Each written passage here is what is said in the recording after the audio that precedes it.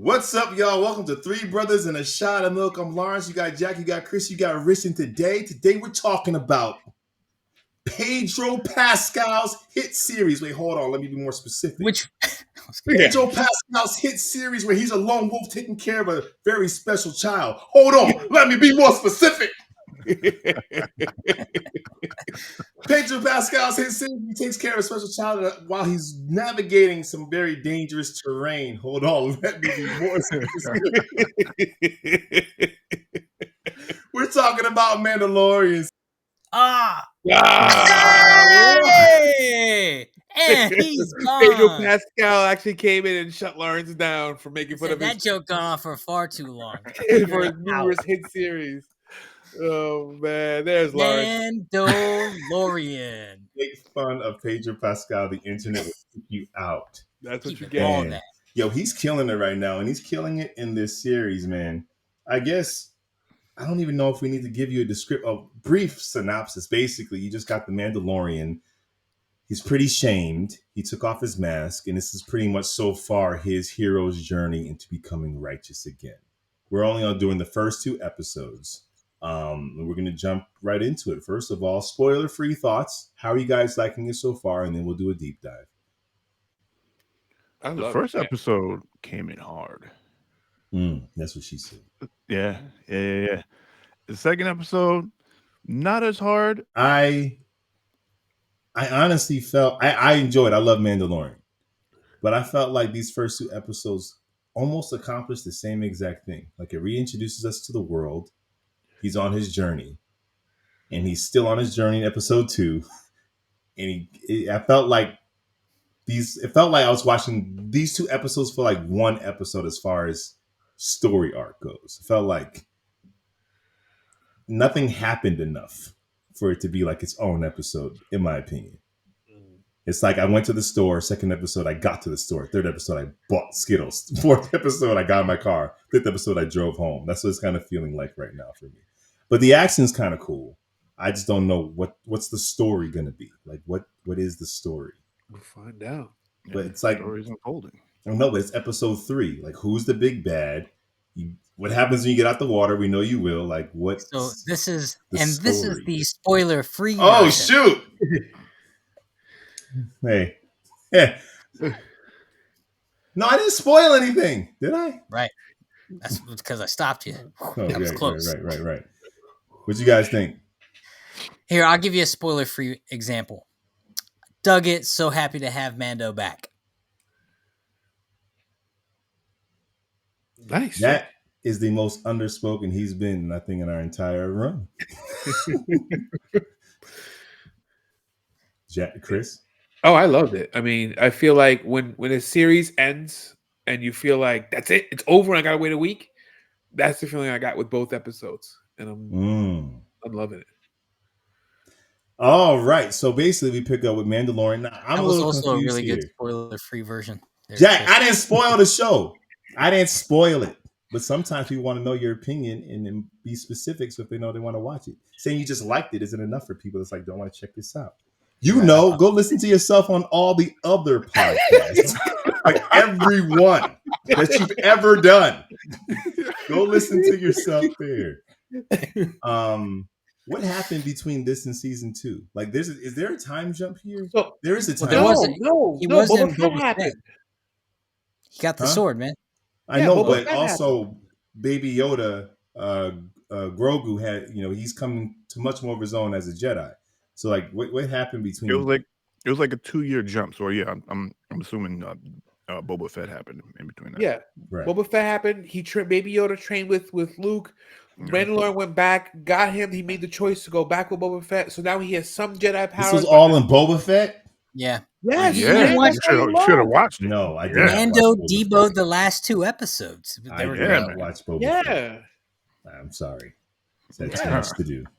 Yeah. So that's why we jump in with they're back together. They're flying the N1 speeder from episode 1 from the the prequel series. Mhm. And yeah, he's back trying to. So in this series, so he's removed his helmet twice. He removed his helmet when he was when he was with the stormtroopers, when he was undercover with Bill Burr. He removed Right. his helmet again at the end when he was about to give up Grogu to Luke, and he took his helmet off so you can see his face. Right. So then Boba Fett, he goes back to the armorer when she asked him, "Have you removed your helmet?" He said yes, and then he's been shamed. Now he's talking. Now he's divided between two worlds. Bo-Katan. So we understand that from Bo-Katan that he's part of the Children of the Watch, which is like a very like almost hyper religious sect of Mandalorian culture. So he's holding on to that. He wants to be back in the fold, and we see episode 1 unfold with him go back to where the armorer is. They're doing like a kind of like a baptism scene where the kid gets his helmet. Boba Fett, and then a huge like monster comes out. They're fighting. Yeah, Boba Fett, bam, saves the day. Goes to the armor. Look, I need to be back in the mix. I want to be back, and I want to be a Mandalorian again. I don't want to be excommunicated. And she's the only way to baptize yourself in the waters of Lake Minnetonka. Oh, boy. Exactly, Lars. Exactly. Oh yeah. And I loved episode 1. I love the introduction into it. Everything you said, I thought was I just love seeing Carl Weathers back too, and their relationship and how that's progressed. I enjoyed the first episode. I enjoyed it a lot. It kind of he just went to get an android. Like nothing really happened though. No.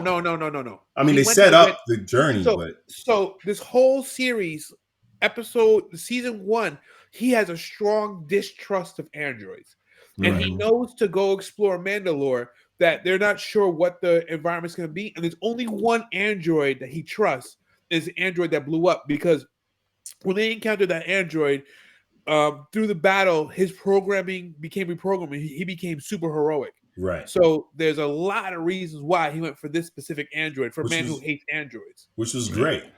Great. But then episode 2, that's something the android, suddenly didn't matter at all. Didn't matter. Then he goes to get another android. We spent time getting another android from somewhere else, and I feel like y'all tripping over each other. These episodes. Well, he went to go get a chip so he could fix the android, and the lady just said, "Take this one instead," and he said, "Okay." When Carl Weathers was like, "I have other androids you can use." No, it has to be this one. Yeah, well, but he trusts her though. What's his name? Plio? Right. Yeah. Plios, something like that. I forgot her name, but he trusts her. That's her. That's his girl. Even though she tries to jerk him every chance she gets. Excuse me? She tries to jerk him with money. She always tries to jerk him. Is that what you meant? Yeah. It felt like this all could have been one episode. Like one slightly longer episode. Well, they do spend a lot of time going back and forth to the same location. To get the same stuff. And to get the same information, which is the problem. Yeah. I love Bo-Katan just sitting on that throne was dope though. And how it's just this empty kind of shell. Well, she's an empty shell because of the dark saber. Because without the dark saber, no one respects her as a true. First of all, the kingdom is fractured to begin with. Without the dark saber, that Mandalorian tried to give back to her, but because he won it in battle, that she has no claim. Right. Now she's in this weird limbo position where. But she really actually knows how to use the weapon, which is sick. Yeah, saw that, right? Like she had no problems using it. Yeah, because I was when he was wielding it against those monsters in the cave or whatever, I was like, you didn't see the Boba Fett episode where he's struggling to use it. Yeah, and that carries over again where he's struggling to use it. And how dope? Oh no, we're jumping to episode 2, but how dope was that one-eyed monster, the one that climbed into the exosuit? Oh, sick. That was crazy. Yeah. Also, this looks amazing. How is it? It's still not dead. You know what I mean? Because it was just a smaller head that went inside to run the bigger body, but she just took it down the bigger machine. So that little head, like we saw in 3 exoskeletons. The body's done, so it didn't have another body to go to. But it's still the smallest version of the exoskeleton was just a walking head with limbs. Yeah, like a little bug. Maybe it had a limited power supply, and he had to get to the big suit to get more power, and that was destroyed. That was it. Yeah, it's still pretty cool. Chris, Though. you might know this when they're going through kind of like the warp speed tunnel thing, and you Right. saw those giant like squid whales. Yeah. Mm-hmm. What's the significance of that? No idea. That's the danger. That's the danger of going through that warp speed. You kind of like in like this other dimension. That's why you can only. That's why you have to map out how you go through it.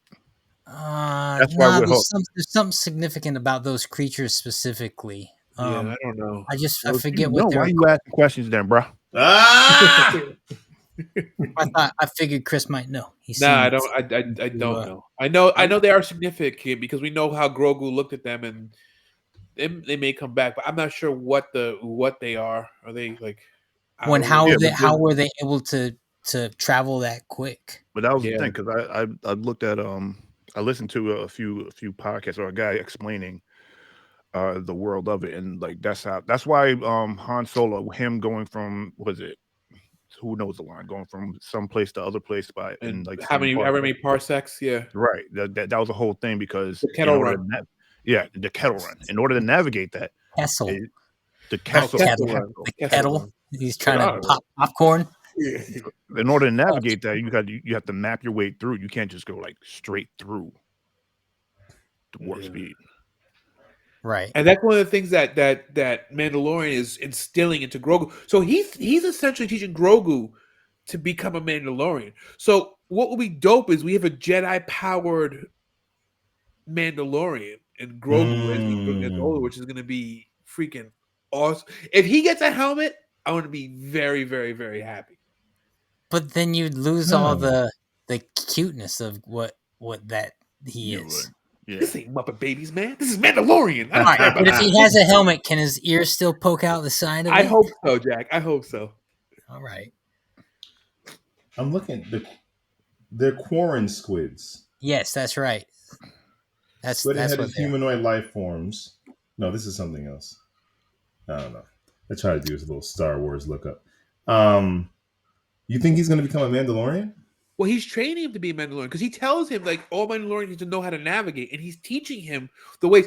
And and the way that he when he first adapted him in the first season is kind of how when Mandalorians become how if you're not born into it, that's how you become a Mandalorian, is if you're kind of adopted by it. And But he's he's not. training. He's not doing it intentionally. He's just kind of like he's just He loves him. raising him. He genuinely loves him. He's raising him, and he's going to raise him to be a Mandalorian. But he's going to be a Jedi-powered Mandalorian, which is going to be freaking dope. It's kind of crazy. Yeah, Yeah. Mandalorians is not so much a race of people; it's more so a culture. Yeah, Like exactly. you can be an alien and be brought into the Mandalorian culture. So Right, Purge. but I figure he It's like a already. religion. But he already has a religion. I wonder how that works. Jedi is very specific. Can you be a No. Jedi Mandalorian? Yeah, no, I think Mandalorian is more of a creed and a cult. It's the creed, right? You live by a certain way, Right. and Jedi too. Jedi. Jedi is a kind of is a religion, but they have Mandalorian is a culture. But You Jedi live has a by culture creed. too. Yeah, it is. But I think you can be both. I think you can definitely be both in this world. You can live by the Mandalorian creed and still be a Jedi.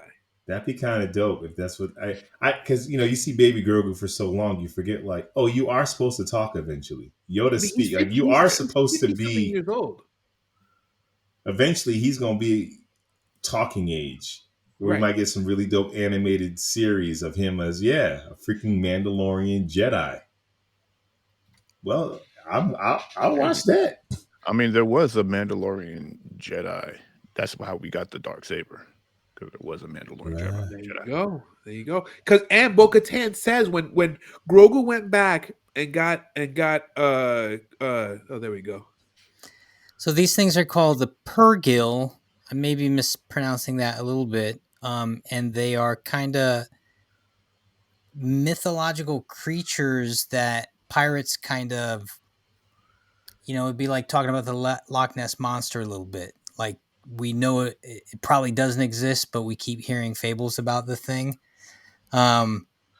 They don't exist on land and they don't exist in sea. They are space-faring creatures. So there's something really kind of oddly magical about that moment where they're alongside the ship with them. Maybe because Grogu's so special that his energy draws these things to them. I think that's what they're saying. So how that plays out later in the series could be really interesting. Yeah. Mm. But so what I was saying about Bo-Katan was saying when they were walking. So I know we're jumping ahead, but to see in so long story short, Mando goes trying to get potentially his baptism. He gets on Mandalore. He realizes Mandalore is breathable. It's It's not what they inhabitable. said it was. Yeah. Right. It's not what they said it was.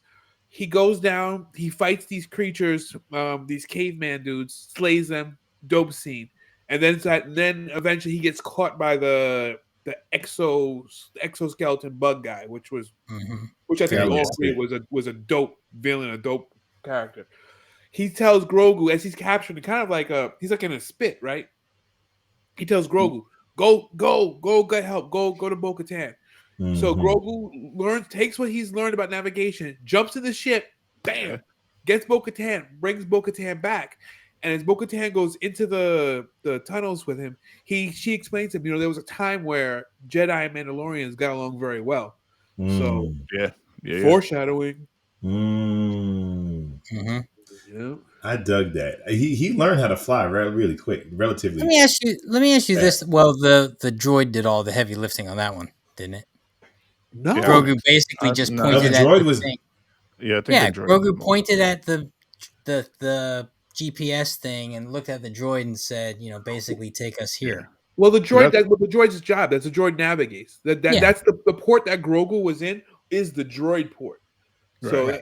that's Exactly. his job. But he still needs to know where to go and how to do it. It's like putting So in GPS. my question is this.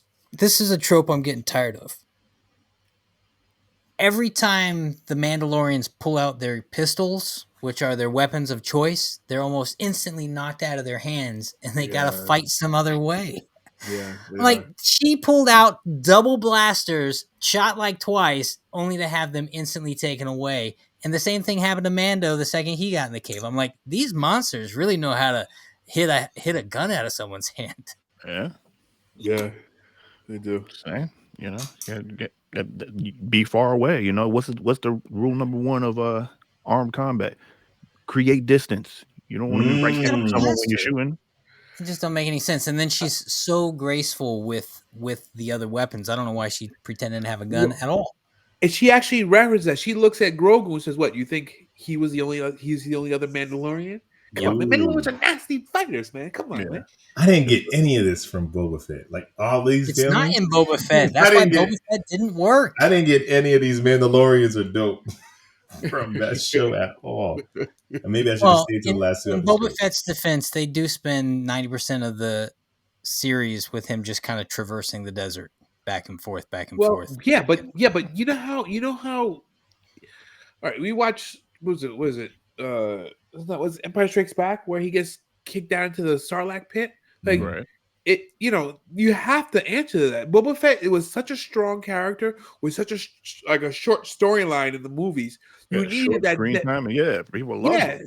Yeah, exactly. So you needed that journey to explain how the hell he got out of the Sarlacc pit to become to be Boba Fett. Now let me ask you guys this question because I'm not a Star Wars head. Do people love Boba Fett, or they love the way how cool he looked? Because he wasn't on screen long enough to love him. No, people love Boba Fett. Yeah. But like, the mystery around him and the mystique of him and what he represented, he was this intergalactic bounty hunter. So Everything about him was cool. Mandalorian would have sufficed for us though as a Boba Fett adjacent character. Well, that's exactly what it is. So we didn't need a Boba Fett series because we have Mandalorian. And that's what Chris is getting at. Chris is saying if you're gonna do a Boba Fett series, then it needs to be that. And if it's not that, then just leave us with Mando because it's awesome. But Chris liked Boba Fett. I did like Boba Fett. What? You like Boba Fett? Yeah, I like Boba Fett. Wow, you know what that means? What? There are individuals out there that actually like Boba Fett. Okay. Rich, did you like Boba Fett? Yeah. You like Boba Fett? Yeah, I enjoyed it. Oh, man. Listen, when Boba Fett came out, I needed answers of how he survived. So before I even watch it, I was like, yo, I went down a rabbit hole. I was like listening to YouTube videos of Star Wars lores and Mandalorian lore and the culture and everything like that, and how Boba Fett survived. That does enhance your But viewing. I was going to say that doesn't mean you liked Boba Fett. I did like Boba Fett. Okay, The man was a killer. He was a cold-blooded killer, feared Did throughout you like the the galaxy. series? Well, I like the series, yeah. Oh, okay, cool. Lawrence, you know what that means? There's 2 people on this earth who like Boba Fett. Incredible. Oh, I don't know, man. 50% You of them are in our need show. to go back. Lawrence, you need to actually watch Boba Fett. I watched 3 episodes. If I can't get into it after 3, but you know the problem was the last 2 episodes were actually really good. Mando. The last 2 episodes are good, but they're also because Mandalorian totally debows the entire show. It's all about Mando. I might have to go back all because about Mando. I was confused about how we got into season 3, so I might have to go back and watch those episodes. You should, just yeah. for a You little need bit to watch further. Boba Fett to get to season 2 of Mando. Forgot. So he goes into the freaking water. They finally make it. And Bo-Katan this whole time is like, it's just storytelling. It's fake. None of this is real. And he's like, well, if we don't, pretty much says, well, if we don't believe in something, then what good are we? Yeah. Like, you got to. And you see that registers on her face. Like, that's when it actually kind of got to her. Yeah. Because at the end of the day, even though she said we did this when I was a child because I was royalty, at one point you did believe it. You believed in the Easter Bunny. At one point you bought into this. He goes in the water and he takes off his freaking guns and not the heavy stuff, but just the weapons. He takes his booster pack. Yep. He gets in the water and then he just because armor is heavy. And she don't waste no time. Helmet on, jumps in, and I thought you just jumped in. So technically, you just purified yourself too. That's what I was thinking too. You can come back if you want. And one of the coolest part about episodes 1 and 2 then happens. That whole creature, she gives this whole backstory as to why the living waters are significant. That there was a creature that the first Mandalorian tamed that bestowed them some of this. And that's why the waters are so important to their culture and their belief system. And then wouldn't you believe the creature is still in that water? Yes, man. Come on, winking. man. But that's dope. What? So that spider creature thing was just killing all the freaking Mandalorians. This is all those helmets. So the spider thing. No. Those creatures. So you have those cave creatures, the spider creatures. They used to live on the outskirts, but ever since Mandalorian, once they were toppled by the Empire, they moved in. So they were never there before, but they were. So those helmets are all remnants of when the Empire kicked their butts. Well, a lot of them, but what you also have is whatever wasn't there was scavenged by those creatures and the other droids that survived, and so you just have a whole lot of textured destruction going on. And if anyone was alive by any chance, they weren't alive after everything else got done with them. And you saw that all those helmets meant bodies, like all those helmets meant like every helmet here is a dead body somewhere. Or absolutely. Yeah. Well, you saw that droid creature that captures Mando, puts him on the spit. He's literally siphoning their blood and marrow from their body. Like a spider, yeah. Yeah. So what has he been capturing for as long as he's been there in his little So we know that's where the Beskar comes from and how valuable it is in this universe. So I'm sure that people have gone there trying to get the Beskar metal out of there. You're a Star Wars head. I mean, I love Mando, man. Well, how can you not? Mando's really good. Mando's good. I was hoping that more story would be introduced. It's like where are we going in this season? We're still kind of not there yet. Remember, maybe it's the coming to. She talked about how they're all scattered. So maybe this season's about bringing them all together. Mm-hmm. They were fighting each other, and that's why they got toppled by the Empire. I feel like that's what's presented to us as far as a story point. I don't think anything else really is. Right. I mean, but it also, there seems to be conflicted about the planet being a dead, poisoned planet, a tomb, a mausoleum, and yet it's actually there is hope for it to be resurrected because you can go back on there. So Who is gave this him gonna, that information again? That it was it's dead, uninhabitable. That it's was known It's throughout just the known throughout the galaxy. Yeah, galaxy. except for Yeah. Bo-Katan, who believed it was still Right. all right, and he said Bo-Katan was right. Right. But then but the irony of that was she said it might as well be poison. This thing's a tomb. There's nothing here. Right. I Nothing. She mean, didn't believe the she's water seen, existed. she was there when it wasn't its like all its glory. So, Right. it's devastating for her. I'm very So interested. yeah, I am too. Almost, the other thing that I'm conflicted on, I like Mando having the dark saber, but when Bo-Katan was wielding it, it felt like it was in the rightful hand. So he's She either had got it. a lot of growing up to do as far as that's concerned, I, or I perhaps think that it's in. saber should go back. I think it's in the right hands. I think because usually who usually makes the best leaders? Those who don't want to be leaders. They end up being the best leaders. Yeah. And he doesn't want to be a leader. He just wants to be out there, just doing his thing. So yeah, him having a saber, yeah, he might be the best leader for the Mandalorians. Well, And, that's and it interesting. might, You think that's his quest? Maybe. it might, and I that it don't think might it's create his the quest, rift but with it Bo-Katan. might be what he has to do. That's what I mean. Right. His Yeah. hero's quest, where his character is in trajectory for. Because I mean, it's either they're a cult or they're onto something. It's either you don't take your helmet off, you live by this code, or you're wrong. And if he so happens to be right, and he can unite the Mandalorians, that's why they're so scattered. Is because you just But look then at what's he about to happen. In episode 3, we know that creature's going to come out of the water, and it's highly likely that these two are going to have to tame it as it was once tamed generations ago, which is going to which as jaded as Bo-Katan is, it probably is going to reignite cuz she thought it was all myth. She thought Santa Claus didn't exist. Except here's proof that Santa does exist and he's still in the damn water making the thing special. So the second they have to join forces to tame this thing again, she what does might be that the do? first link that Mando, And I know it was like technically she had to put her helmet on to breathe underwater, but the fact that her helmet goes on and she gets into the pretty much baptism, like all that is symbolism for what you're saying. Like she might buy into this, and we might see like freaking the Mandalorians being restored. Which will be an interesting show because that is not the Lone Wolf and Cub story that we've been watching this for. It's completely different, which is cool, but also it's kind But of look, he fulfills but now his new quest is fulfilled in this episode. He's bathed in the waters. Right.